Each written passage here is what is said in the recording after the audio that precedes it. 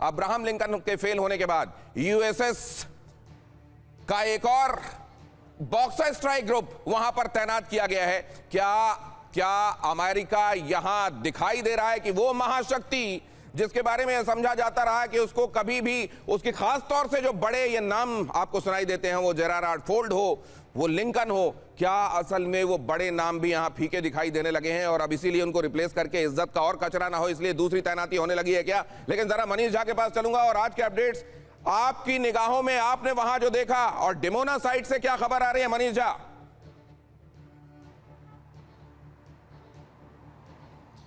देखिए दिनेश, आज TV9 की टीम पहले हाइफा पोर्ट पर गई, उसके बाद फिर उस ऑयल रिफाइनरी पर गई जहां पर कल हुए हमले ने पूरी दुनिया में चर्चा का विषय जो बनी हुई थी। और उसके बाद हम आगे बढ़कर नहरिया गए, गलीली गए, फिर मैं नॉर्थ में इजराइल और लेबनान के बॉर्डर पर उस पॉइंट पर था जहां से मैं लेबनान में बने घर को आराम से देख पा रहा था, मतलब 50-100 मीटर की दूरी पर।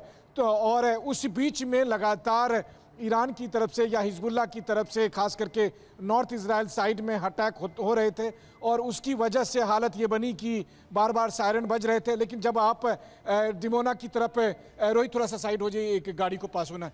तो देखिए, जब डिमोना की बात करते हैं तो इसमें कोई दो राय नहीं कि ईरान की तरफ से लगातार इन सब साइट पर अटैक करने की कोशिश की जाती है। हर बार हम देखते हैं कि इजरायली एयर डिफेंस को इंगेज किया जाता है और अक्सर वो कामयाब होते हैं, लेकिन चाहे इंटरसेप्ट करने के दरमियान पे बहुत सारी क्षति हुई है या डायरेक्ट हिट होने पर क्षति हुई है।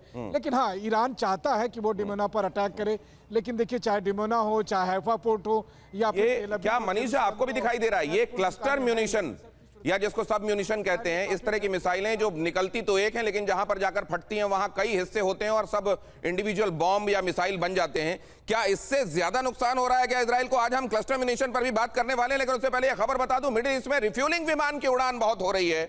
वो जॉर्डन और इजराइल के आसमान में जो मिड एयर रिफ्यूलर्स होते हैं उनकी उड़ान हो रही है। ये उड़ान क्यों हो रही है जनरल सिन्हा, इसकी वजह क्या है? ये क्यों हो रहा है? ये खासतौर से जॉर्डन में ये क्यों हो रहा है? ये इजराइल में क्यों होता हुआ दिखाई दे रहा है? वहां है मिड एयर रिफ्यूलिंग का मतलब क्या? देखिए, जितने भी अमेरिकन एयरक्राफ्ट हैं उनके एयरक्राफ्ट कैरियर से उड़ते हैं और वहां आते हैं, तो उनका मिड एयर रिफ्यूल करना ज़रूरत पड़ती है यदि आपको ईरान के अंदर जाना है। और इसलिए वहाँ पर ये हो रही है, शायद उनको एक जब हम कहते हैं फेवरेबल एयर सिचुएशंस या एयर डोमिनेशंस के अंदर में सुपीरियरिटी ऑफ एयर है, तो रिफ्यूलिंग यदि आप इसको कहिए तो बैटलफील्ड ही है जिसमें हो रही है। तो उसका कारण ये है। एक चीज़ आपने बताया था, जो USS त्रिपोली जो एम्फीबियस शिप है वो कहीं ग्रेविटेट कर रहा है, उसके अंदर 2000 जो मेरिन है, ये बड़ी इंपॉर्टेंट खबर है। क्या वो ग्राउंड ऑपरेशंस की बातें कर रही हैं, खास करके जो पारस में आपने देखा या खर्ग आइलैंड के ऊपर में वो करना चाहते हैं, मगर ये इतनी डेंजरस चीज होगी सर। लेकिन ये इसको लेकर कॉन्ट्रडिक्टरी बातें आ रही हैं। डोनाल्ड ट्रंप ये इशारा कर रहे हैं कि हम जमीनी ऑपरेशन नहीं करेंगे, इजराइल कह रहे हैं कि इजराइल की तरफ से कहा जा रहा है ग्राउंड कंपोनेंट हो सकता है। ये क्या कंफ्यूजिंग मैसेज दिए जा रहे हैं या दुनिया को कंफ्यूज रखने के लिए ये सब किया जा रहा है? आशीष कुमार सिंह, एक बार इधर आ जाएं आप। जब हम ये चर्चा कर रहे हैं कि ये मिड एयर रिफ्यूलिंग हो रही है, कहां पर किस तरीके की एयर एक्टिविटी देखी जा रही है, क्या दिखाई दे रहा है वहां के आसमान में? जरा जल्दी से इसको यहां पर फ्लैश कीजिए। यहां पर अलग अलग तरीके के आपको एयर रिफ्यूलर्स दिखाई दे रहे हैं, कहां पर उनको कहां नोटिस किया गया है और ये क्या बता रहा है? जनरल सिन्हा ने बताया, आप इसमें क्या देख रहे हैं जो हमारे दर्शकों को बता सकते हैं? आशीष, देखिए, ये यहां पर जो आपको दिखाई दे रहा है ये एग्जैक्ट मैप है कि ये जो अलग अलग 6 इस समय पर 6 अलग अलग एयरक्राफ्ट जो कि यूएस मिलिट्री के हैं, चाहे वो यूएस नेवी के हो या फिर एयरफोर्स के, चाहे वो पूरे मिडिल ईस्टर्न रीजन पे हो, वेस्ट एशिया और मिडिल ईस्ट पे, और ये अलग अलग 6 एयरक्राफ्ट हैं। एक चीज आप नोट कीजिए दिनेश जी, इसमें ये सारे के सारे एक्सेप्ट दिस, इसको छोड़ के ये सारे के सारे अलग अलग टाइप के Boeing KC 135R, Boeing KC 135R, ये Boeing KC 46A, Boeing KC 135R, ये 5 एयर टू एयर रिफ्यूलर है। यानी कि अगर आपको 5 अलग अलग air to air refueller Middle East और वेस्टर्न एशियन रीजन में दिखाई दे, आप इमेजिन कर सकते हैं कि कम से कम 1.5 से 2 दर्जन फाइटर जेट इस समय मिडिल ईस्ट को पूरी तरह से सिक्योर किए हुए हैं। और यहां पर जो फोटो नहीं दिखाई दे रहा है, ये बहुत ही तगड़ी चीज है। ये है MQ-4, जिसे ट्राइटन यूएवी भी कहा जाता है, इंडिया के पास भी उस तरह से आ गया है। ये एक यूएवी है जो कि हेल कैटेगरी है, यानी कि high endurance, high altitude long endurance, और ये बहुत तगड़े तरीके से मतलब एक तरह का ड्रोन है। यस, एक तरह का ड्रोन है। केवल सर्वेलेंस के लिए नहीं है, ये प्रिसिशन अटैक भी कर सकता है। इसे यूएस की आर्मी और रॉयल ऑस्ट्रेलियन नेवी ने मिलकर बनाया है। इसे सर्वेलेंस के साथ साथ अटैक के लिए भी इस्तेमाल किया जाता है, इसे बहुत ही सुरक्षित रखा जाता है, इसीलिए इसका फोटो नहीं दिखाई दे रहा है यहाँ पर। अच्छा। जो कि एक प्राइवेट वेबसाइट में तो इसको बहुत ज्यादा एक्सपोज नहीं किया जा रहा है, दुनिया को बहुत बताया नहीं जा रहा है, लेकिन ये हाई ऑल्टीट्यूड है, लॉन्ग एंड्योरेंस, मतलब ये कि बहुत दूर तक ये उड़ सकता है और बहुत बहुत ज्यादा ऊंचाई तक जा सकता है। और न सिर्फ इसका टोही गतिविधियों के लिए इस्तेमाल होता है, बल्कि इसके जरिए हमला भी किया जा सकता है। बाकी सबकी तस्वीरें तो बताई जा रही हैं, इसको दिखाया भी नहीं जा रहा है लोगों को। जनरली वर्ल्ड ओवर ये बहुत ज्यादा एक्सपोज नहीं किया गया, और रेड सी बन सकता है ईरान की जंग का नया मैदान। अब लाल सागर की तरफ जंग जा सकती है। हूती की अमेरिका और इजराइल को बड़ी वार्निंग, ईरान के साथ डायरेक्ट वॉर में कूदने की धमकी। रेड सी में अमेरिकी शिप पर हमले का ऐलान किया गया है। अमेरिकी दखल और हुआ तो समुद्र में सीधा हमला तय है, हूती ने कहा। आपको याद होगा जब यह जंग शुरू हुई थी उसी समय यह कह दिया गया था हूती की तरफ से कि अब लाल सागर से कोई गतिविधि नहीं होगी, लेकिन उसके बाद यह दिखाई दिया कि एक लल है, हूती उतने एक्टिव नहीं दिखाई दे रहे हैं। अब हूती एक बार फिर से सिनेरियो में आ रहे हैं और उन्होंने कहा कि इस जगह से हम कुछ होने नहीं देंगे। ये बीच बीच में हूती ये बताते हैं कि हम भी एग्जिस्ट कर रहे हैं, या वाकई इस बार उनकी धमकियों को गंभीरता से लिए जाने की जरूरत है। Vinod Augustine sir. देखिए, हूती इनका ईरान का एक एक्सटेंडेड आर्म की तरह देखना चाहिए आपको। हूती हो या हिजबुल्ला, ये ईरान ही है, समझ लीजिए आप। तो ये चौतरफा या तीन तरफा वो अटैक इजराइल पे इसलिए कर रहे हैं ताकि इनके जो स्ट्रेटेजिक जो रिजर्व्स हैं या फिर जो उस तरफ के रिजर्व्स हैं वो इस तरफ ना आ जाए। तो ये अटैक्स दिनेश जी होते रहेंगे, चिटपुट ही सही होते ही रहेंगे, क्योंकि इनको बांधे रखना जरूरी है। कंसंट्रेट करने देना बिल्कुल ही इनके खिलाफ जाएगा, ईरान के खिलाफ। तो इस हद तक हूती काम करेगा, लेकिन हूती का इम्पैक्ट इतना ज्यादा होने की संभावना इसलिए नहीं है दिनेश जी, क्योंकि ईरान अपने ही लड़ाई अपने सरजमी पे लड़ रहा है। तो हूती का इफेक्टिवनेस जितना आपने पहले देखा था उससे थोड़ा कम दिखाई देगा। हूती कम दिखाई देगा। जो लोग एक्सपेक्ट कर रहे थे कि इस तरह की जंग के दौरान हूती जहां पर दिखाई देगा वो दिखाई दे नहीं रहा है, और उसकी वजह क्या है बताया गया आपको। हाइफा की सबसे बड़ी ऑयल रिफाइनरी पर हमला हुआ है। ईरानी मिसाइल के इंटरसेप्शन से भीषण तबाही हुई है। असल में मिसाइल तो इंटरसेप्ट कर ली गई, लेकिन उसका मलबा नीचे गिरा। हाइफा में मलबा गिरने की वजह से, अब इतनी बड़ी बड़ी मिसाइलें कि उनको आसमान में आप ध्वस्त तो कर देंगे, लेकिन फिर भी जब इतनी बड़ी मिसाइल का मलबा गिरेगा, वो मलबा अपने आप में डिस्ट्रक्शन के लिए काफी है। और यहां पर वही दिखाई दिया है।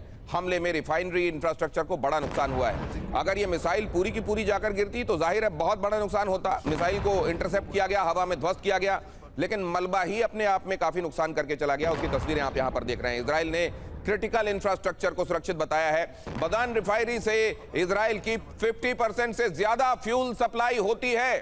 अब जरा यहां पर ये इनसाइट भी देखिए। ट्रंप ने कुछ एक इशारे दिए। ट्रंप ने क्या क्या कहा है उसको जब अगर आप देखेंगे तो यह लगेगा कि ट्रंप कहीं दहल रहे हैं। ट्रंप सहज नहीं है, ट्रंप कॉन्फिडेंट नहीं है। असल में देखिए, पीट हेग्सेथ कल ही ये कह रहे थे, इसी समय जब हम आपको खबरें बता रहे थे, पीट हेग्सेथ ने प्रेस कॉन्फ्रेंस की और उनकी बात से सबसे महत्वपूर्ण जो बात निकल कर आई, उन्होंने कहा युद्ध जितना भी लंबा चले हम लड़ते रहेंगे। अरे आप कह रहे हैं फॉरएवर वॉर वाली सिचुएशन नहीं है, फिर आप ये भी जोड़ रहे हैं कि युद्ध जितना भी लंबा चले, मतलब आप कंट्रोल में नहीं है। अब आपको नहीं दिखाई दे रहा है कि आप कब तक इसको रोक पाएंगे। अब आपको लग रहा है ठीक है, जब तक चलेगा तब तक लड़ेंगे। दूसरे उन्होंने क्या कहा, ईरान ने अमेरिका, अब ये घटनाक्रम भी देखिए, ईरान ने अमेरिका के एक F-35 को मार गिराया। IRGC की तरफ से यह दावा किया गया कि हमने मार गिराया, हालांकि अमेरिका यह कह रहा है कि उस पर लगा जरूर जाके एक गोला, लेकिन उसके बावजूद हमने उसको सुरक्षित लैंड करा लिया है। अमेरिका के कुल 17 मिलिट्री एयरक्राफ्ट को इस दौरान नुकसान पहुंचा है, और अमेरिका जैसी बड़ी ताकत के लिए, मिलिट्री सुपर पावर के लिए एक बड़ा ब्लो है। यूएस के ट्रेजरी सेक्रेटरी ने कहा है ईरान पर से तेल प्रतिबंध हटा सकते हैं ट्रंप। इसमें ऐसा क्या हो गया इस समय जिसकी वजह से आपने जो सैंक्शंस लगाए थे, अभी अचानक बीच में आपको क्यों लग रहा है कि प्रतिबंध हम हटा देंगे? यूएसएस जेराल्ड आर फोर्ड को अमेरिका ने वापस बुला लिया है। तो भेजा क्यों था? उसने जाकर ऐसा कौन सा काम किया है जिसके बाद आपको लग रहा है कि उसका काम मिशन में पूरा हो गया, आपने उसको बुला लिया? भेजा क्यों, बुलाया क्यों, कुछ पता नहीं चल रहा है। क्या अंदर ही अंदर हिले हुए हैं अमेरिकन? इजराइल से कहा अमेरिका ने कि ईरानी ऑयल फील्ड पर अटैक नहीं होना चाहिए। इजराइल ईरान के ऑयल इंफ्रास्ट्रक्चर को निशाना बनाकर भी मार रहा था। इधर अमेरिका ने कहा नहीं, ऐसा नहीं होना चाहिए, और अमेरिका अब यह दावा कर रहा है कि इजराइल ऐसा नहीं करेगा। हालांकि उसका दावा कितना कारगर है, इजराइल कितनी बात मानेगा, यह खुद अमेरिका को भी नहीं मालूम। यह बात आपने कई बार देख लिया है कि अमेरिका की कही हुई इजराइल कई बार नहीं सुनता। अब जरा यहां पर देखिए, इजराइल पर ईरान के भीषण हमले जारी हैं। इजराइल के रोहोवोट में ईरान का हमला चल रहा है। ईरान के हमले का वीडियो सामने आया है और यहां पर वीडियो आपके सामने रखते हुए मनीष झा से एक बात बहुत क्विकली जानना चाहता हूं, उसके बाद मनीष झा को हम फ्री करेंगे ताकि अपने रिपोर्टिंग असाइनमेंट से वो आगे बढ़े। यहां इजरायली क्या कह रहे हैं? क्या वो एंटीसिपेट कर रहे थे ऐसा ही कुछ होगा जब एक बार वॉर शुरू होगा, या उनके लिए बड़ा एंटी क्लाइमैक्स है ये?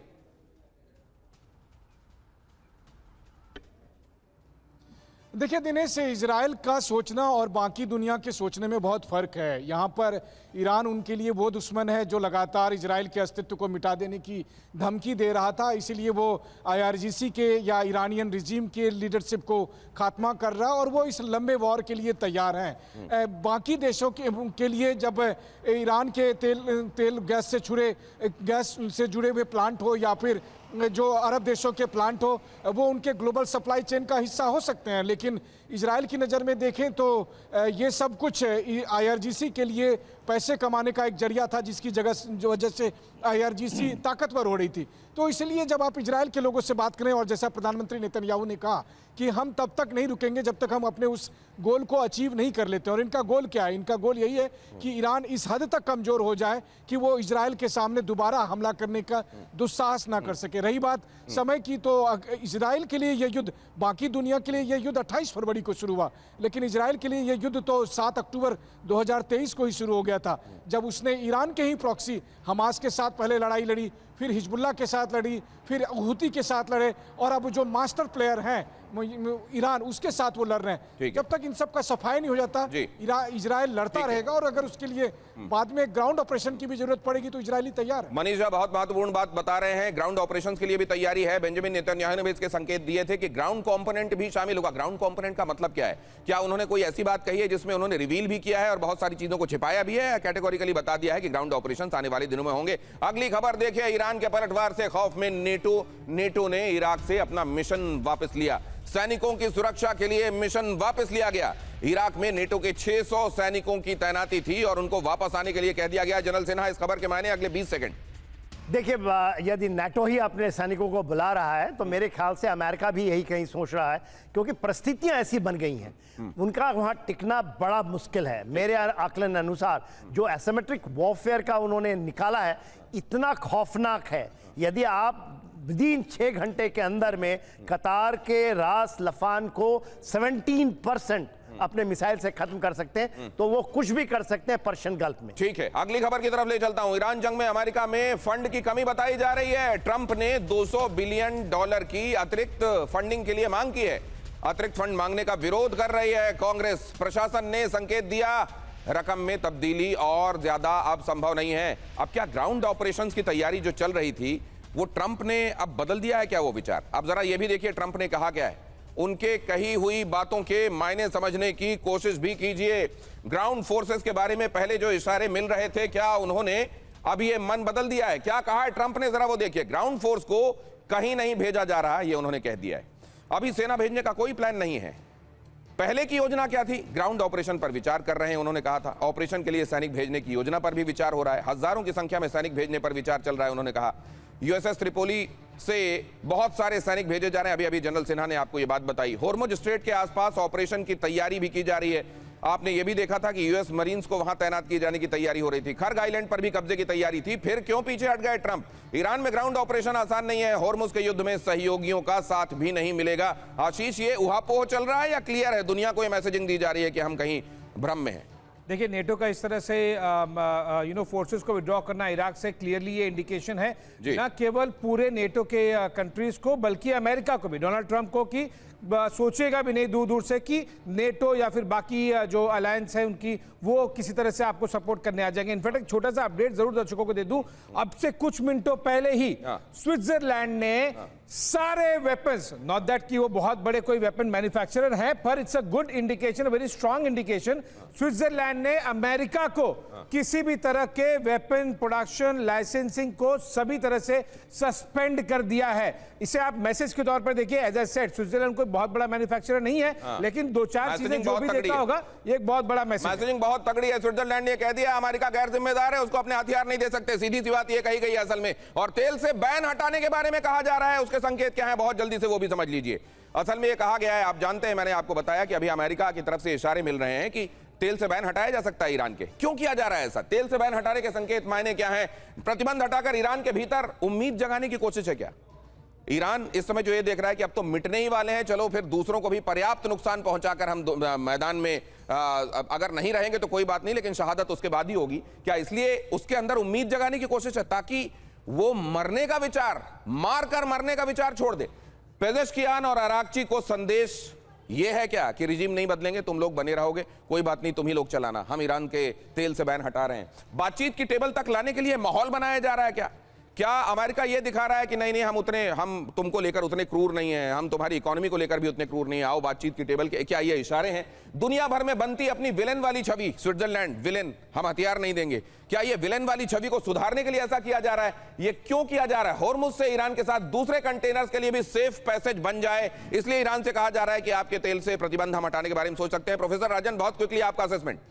जी देखिए ये दिनेश, मैं जब इराक वार चल रहा था तो उसमें अमेरिका में पढ़ाई कर रहा था, 2004-5 की उसमें की बात कर रहा हूँ। तो उसमें जो अमेरिका में दो चीज़ों का असर सबसे ज़्यादा होता था, एक कि जब तेल का दाम, यानी वहाँ पे गैस बोलते हैं उसको, तो गैस का दाम जब बढ़ जाए तब, और दूसरा तब जब वहाँ पे बॉडी बैग्स, यानी कि जब उनके सोल्जर्स वापस आते हैं।